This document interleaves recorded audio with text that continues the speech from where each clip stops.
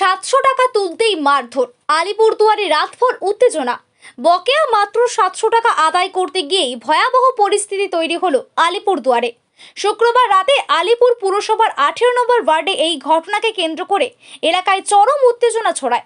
অভিযোগ, ওই ওয়ার্ডের বাসিন্দা কাজল দত্ত বকেয়া টাকা চাইতে যান একই এলাকার মিঠুন মিয়ার বাড়িতে। সেখানেই দুজনের মধ্যে কথা কাটাকাটি শুরু হয়। অভিযোগ, মুহূর্তের মধ্যেই মিঠুন কাজল দত্তকে বেধড়ক মারধর করেন।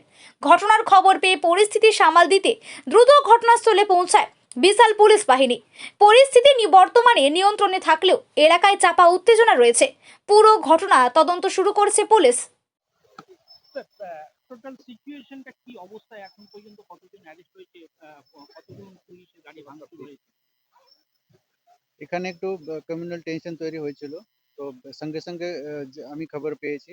আমি আমার এসডিপিও সাথে এবং ফোর্স নিয়ে এখানে সঙ্গে সঙ্গে সিচুয়েশন আমি কন্ট্রোল করেছি এবং সবাইকে সিচুয়েশন এখন কন্ট্রোল হয়েছে। সবাইকে এখন বাড়িতে যাওয়ার অনুরোধ করা হয়েছে, সবাই চলেও গেছে।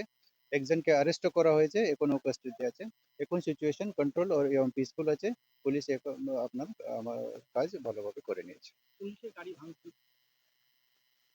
এটা সিচুয়েশন আমাকে অ্যানালাইজ করতে হবে এখন, মানে সিচুয়েশন কি কি হয়েছে। আমি তো এখন সিচুয়েশন এখানে যা ডিসপার্স করার মতোই লেগেছিল। আমাকে কি কি হয়েছে এটা আমাকে এখন করে দেখতে হবে। ইনজুরি যে হয়েছে তার অবস্থা কি অবস্থায় আছে?